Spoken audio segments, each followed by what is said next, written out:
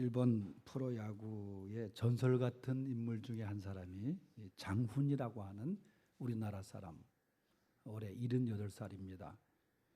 지금도 깨지지 않는 기록이, 이분이 일본 프로야구에서 3085개의 안타를 기록했는데 그 기록을 누구도 깨지 못하고 있다 그래요. 이치로도 그렇고 누가 이 기록을 못 깨는데, 우리나라에서도 훈장도 받고 일본의 그 프로야구 명예 전당에도 이분이 이제 입성도 하고 영광스러운 일이죠. 그런데 이분이 최근에 한국을 방문해서 인터뷰를 했습니다.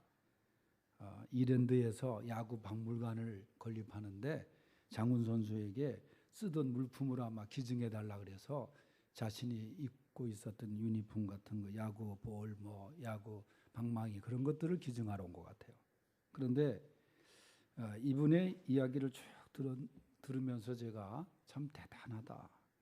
이분이 원래 경상남도 분인데 해방 전인가 하여튼 그 전후에서 이제 일본으로 밀항을 해가지고 식구들이 가잖아요. 거기서 이제 태어나고, 그런데 불행히도 히로시마에 살고 있었다가 원자 폭탄으로 인해서 누이가 희생되고 아주 가난한 삶을 삽니다.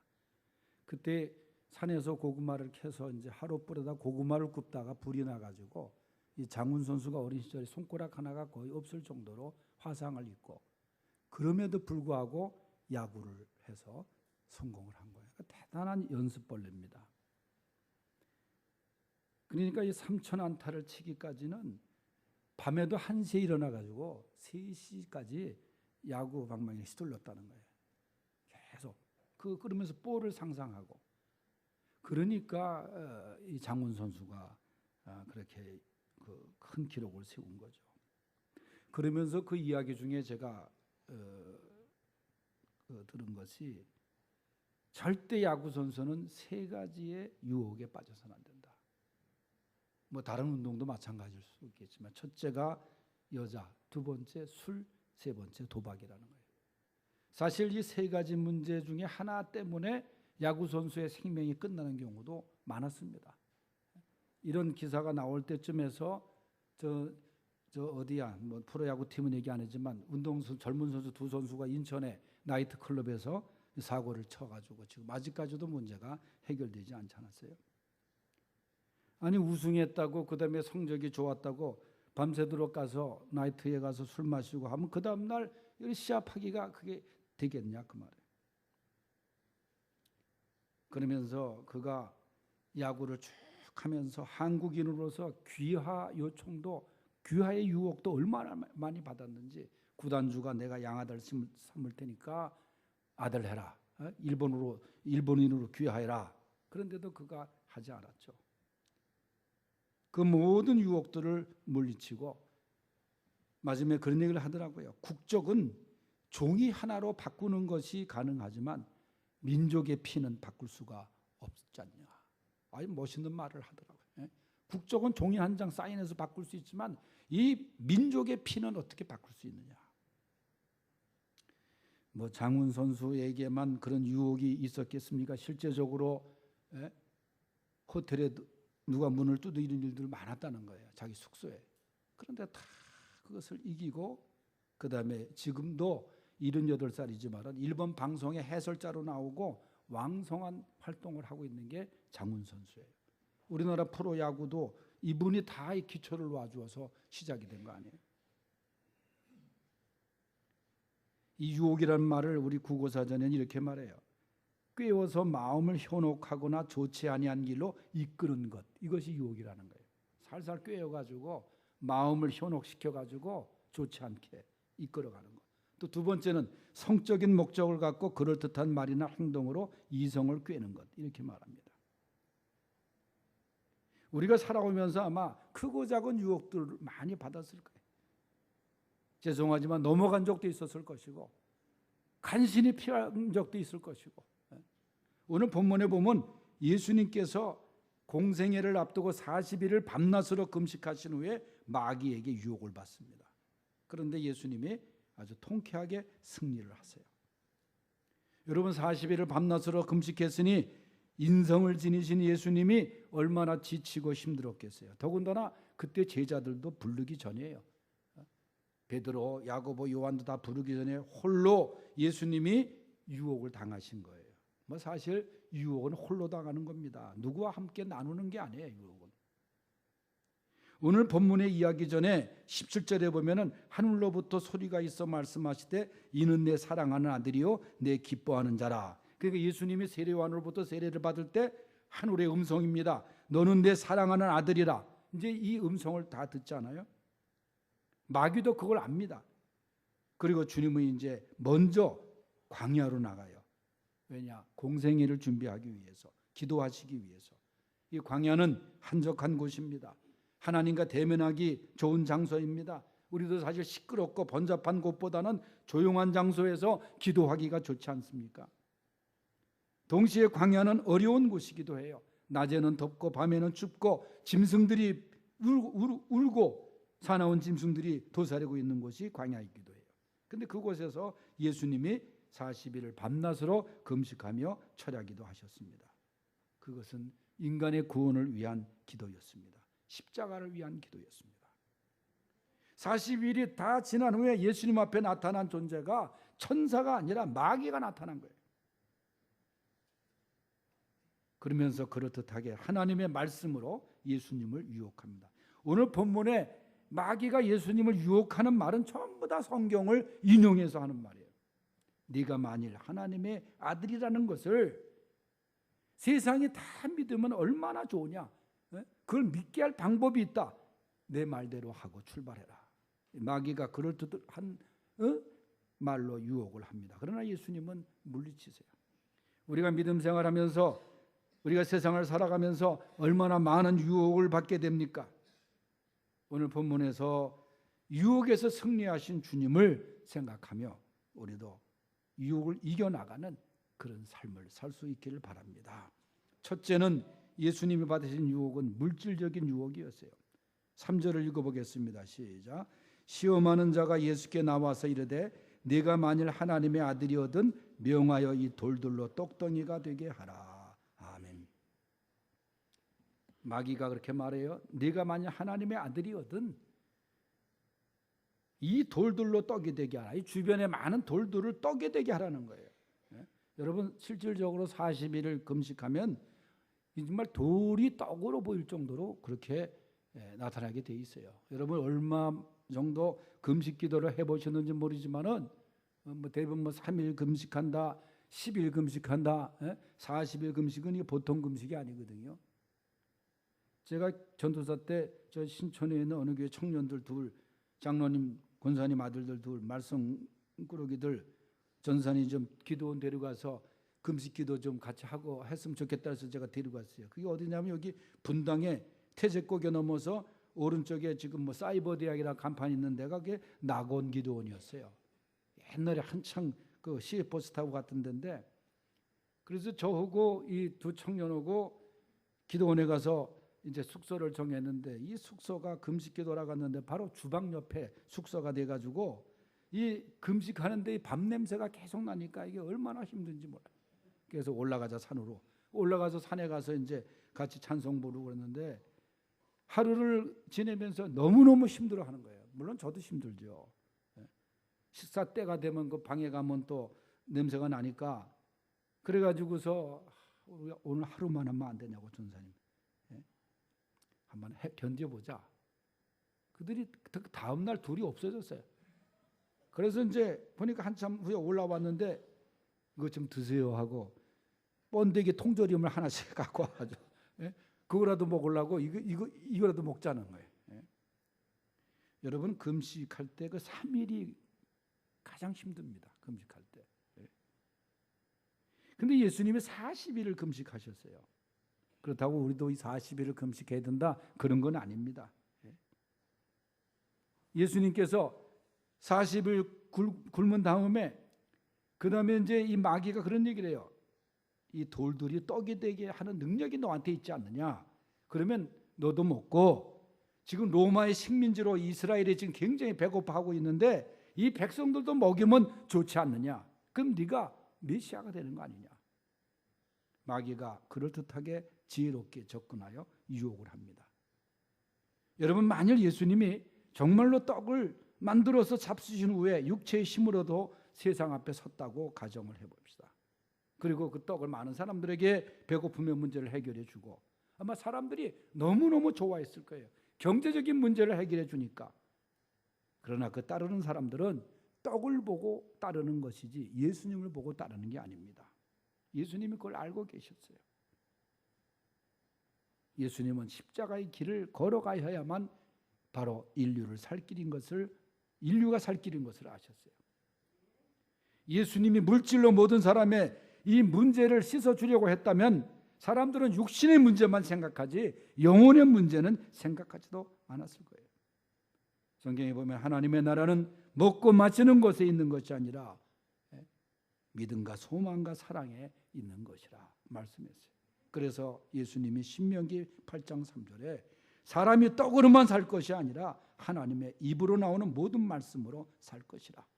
우리 인간은 영적인 존재입니다. 영적인 문제는 떡으로 해결되는 게 아니에요. 하나님의 말씀으로 살아가는 것이지. 빵은 수단일 뿐 결코 목적이 될 수 없다는 거예요. 4절에 사람이 떡으로만 사는 존재가 아니라 떡으로만 산다는 것은 물질주의고 공산주의에서 말하는 거예요.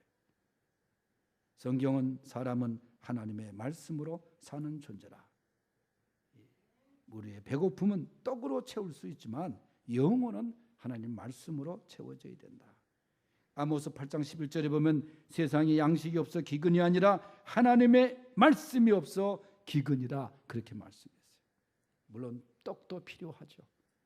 그러나 영의 양식, 영적인 존재 우선해야 됩니다. 예수님도 그러셨잖아요. 너희는 먼저 그의 나라와 그의 의를 구하라. 그리하면 이 모든 것을 너희에게 더하시리라. 두 번째는 명예의 유혹입니다. 5절에서 6절을 읽어보겠어요. 시작. 이에 마귀가 예수를 거룩한 성으로 데려다가 성전 꼭대기에 세우고 이르되 네가 만일 하나님의 아들이거든 뛰어내리라 기록되었으되 그가 너를 위하여 그의 사자들을 명하시리니 그들이 손으로 너를 받들어 발이 돌에 부딪히지 않게 하리로다 하였느니라. 아멘. 마귀가 집요하게 유혹을 해요. 네 명예가, 네가 뭐 성전 꼭대기에서 뛰어내리면 그리고 사뿐히 착지를 하면 사람들이 감동해서 몰려들고 네가 하나님의 아들이니 상처 하나 입지 않은 것은 당연할 것이고 그러면서 뛰어내리라 그러는 거예요. 이 말도 역시 시편 91편 11절과 12절을 인용한 겁니다. 사탄은 이렇게 성경을 잘 인용해요. 여러분 지금 신천지나 하나님의 교회나 여호와의 증인이나 그들이 이 성경을 잘 이용을 합니다. 성경 구절을 끄집어내가지고 이런 말이 있지 않느냐. 하나님 어머니란 말이 어디 있어요? 하나님의 교회에서는 하나님 어머니란 말을 또 써요. 그들에게 맞게 성경을 해석을 하고 말이죠. 그 성경을 이용해서 예수님을 유혹하는 거예요. 그러니까 예수님이 성경으로 답변합니다. 주 너의 하나님께 경배하고 다만 그를 섬기라. 그 당시에 성전 꼭대기 140m가량 높은 곳에 기드론 골짜기가 있는데 그곳으로 뛰어내리라는 거예요.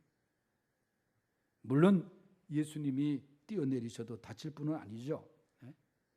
단번에 유대 땅 전역에 소문이 나고 인기가 올라가고, 그러나 예수님은 고의로 자기 자신을 위험한 상황에 빠뜨려 놓고 하나님의 자신을 보호해 주시리라는 계산으로 하나님을 시험하지 말라 그렇게 말씀하셨어요. 하나님을 남용하지 말라는 거예요. 옛날에 동방교회에서 가족이 독을 마실지라도 해를 두려워하지 않는다, 살아나리라 하니까 진짜 독약을 마셨는데 다 죽어버렸어요. 그렇게 하나님을 남용하지 말라는 거예요. 인기가 있고 명예가 생긴다고 해도 하나님을 향한 신뢰와 신앙과 신념의 사람이 되라 그 말이에요. 사실 명예는 한순간이에요. 명예. 지난번에 선거를 하셨겠지만 뭐 얼마나 많은 사람이 나왔는지, 하여튼 이 후보자 명단이 얼마나 많은지, 왜 그렇게 무슨 의원이 많은지, 뭐 지역사회를 위해서 봉사하겠다는 건 뜻은 좋아요. 그러나 거기에는 다 명예욕이 깔려 있는 거야. 명예 욕구가 있는 거예요. 명예 욕구가. 세 번째는 권력의 유혹입니다. 가정스럽고 집요한 마귀가 세 번째 유혹을 하는데 예수님에게 천하만국과 그 영광을 보여주면서 내게 한 번만 엎드려 경배하면 이 모든 것을 다 주리라 유혹을 해요. 권력으로 세상을 지배하라는 거예요. 이때 예수님이 더 강경한 어조로 사탄아 물러가라. 주 너의 하나님께 경배하고 다만 그를 섬기라 그랬어요. 이 말씀은 세상의 권력으로부터의 비타협을 말하는 동시에 십자가의 길을 예수님이 걸어가겠다는 거예요. 신앙은 세상과 타협하는 게 아닙니다. 권력과 타협하는 것도 아닙니다. 선거철이 되면은 다 예수 믿는 사람들이에요. 후보자들이 다 교회 와서 기도해달라고 그러고 다 그래요. 신앙과 타협을 해서 자기 출세를 바라는 사람들이 얼마나 많아요.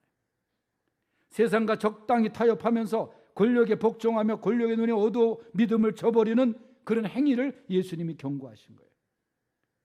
당시 이스라엘이 정치적 메시아가 절실했던 시기입니다. 왜냐하면 로마가 이스라엘을 속국으로 만들어서 착취를 하고, 그래서 마귀가 예수님께 그런 거에 먼저 이스라엘 백성이 그토록 원하는 정치적 메시아가 돼서 로마로부터 해방을 시켜라. 이게 그럴듯한 얘기 아닙니까? 네가 말하는 인간의 구원을 이루는 십자가의 길보다 먼저 권력을 잡으라, 그런 거예요. 짧은 시간에 큰 일을 이루기 위해서 나에게 단 한 번만 절하고 권력을 잡으라. 여러분, 마귀의 유혹은 단 한 번입니다. 많이도 아니고 단 한 번, 이번만. 그래서 도저히 그것을 행하지 않으면 불행해질 것 같은 느낌을 주는 거예요. 이게 마귀의 특성이에요. 그게 유혹이에요.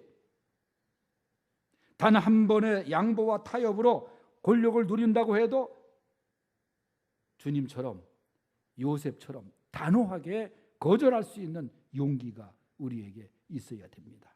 여러분, 요셉의 경우를 보세요.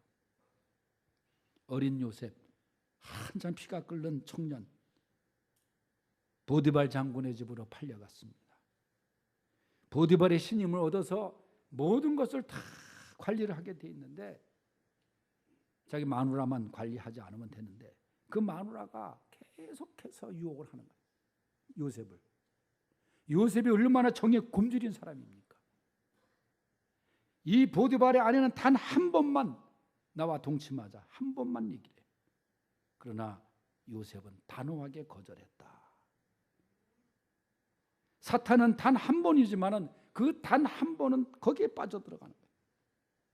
예수님도 한 번만 나에게 절하라 유혹을 받았지만은 하나님의 말씀으로 승리한 거예요. 그런데 이후에도 마귀가 계속해서 집요하게 예수님을 유혹합니다. 누가복음 4장 13절에 보면 마귀가 모든 시험을 다한 후에 얼마 동안 떠나니라 그랬어요. 아주 떠나니라가 아니에요. 보니까 성경에 보니까 얼마 동안 떠나니라 그렇게 기록해요. 그러다가 마귀가 언제 나타났냐면 예수님께서 그 가이사랴 빌립보 지방에서 제자들과 대화 나누는 중에 내가 십자가를 지고 3일 만에 살아나리라 그러니까 베드로가 갑자기 그럴 수는 없습니다. 그러면 안 됩니다. 그러니까 사탄이 마귀의 입을 빌려서 사탄이 그 베드로의 입을 빌려가지고 예수님을 방해하는 거예요. 그러니까 예수님 뭐라 했어요? 베드로에게 사탄아 내 뒤로 물러나라 그랬거든요. 그러니까 베드로의 얘기가 아니라 이 마귀가 베드로에게 역사를 해가지고 예수님의 구원의 길을 막는다. 십자가에서도 예수님 그 달릴 때 백성들이 뭐라 그랬어요? 군중이 내려와라. 그 지금이라도 내려와라 그러잖아요. 그 마귀의 다 유혹 아닙니까? 우리 주님에게도 이렇게 마귀가 계속 따다녀서 예수님을 유혹했는데 여러분 생각해 보세요. 우리 같은 인간들 얼마나 많은 유혹이 그동안 많았습니까? 지금까지 살아오면서 얼마나 그 유혹들이 많았습니까? 내가 얼마나 단호하게 몇 번이나 거절했습니까? 거기서 내가 승리했습니까? 여러분, 예수님의 승리한 비결이 뭐냐? 바로 말씀으로 다 이기신 거예요. 구약의 말씀을 인용해 가지고 마귀가 이렇게 나온 말씀으로 여러분 이기신 거예요. 여러분, 내 인생의 경험이 유혹을 이기게 하지 않습니다. 내 의지가 유혹을 이기게 하지 않습니다. 오직 하나님의 말씀으로 이길 수 있다는 것을 믿으시기 바랍니다. 말씀이 살아 움직여서 내 마음을 지배할 때, 에베소서 6장 10절에서 20절에 보면 영적 전투, 마귀와의 전투를 말하는데 거기에 등장하는 많은 무기들이 있어요. 하나님의 전신갑주를 입으라, 진리의 허리띠를 떼라, 의의 흉배를 붙여라, 믿음의 방패를 들라, 구원의 투구를 쏘라. 여러분, 여기서 말하는 건 다 방어하는 그런 무기들입니다. 수비용 무기예요.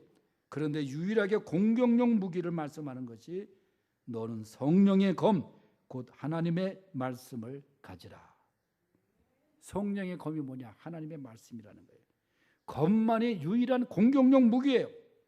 마귀는 말씀의 검 앞에 무너지게 돼 있습니다.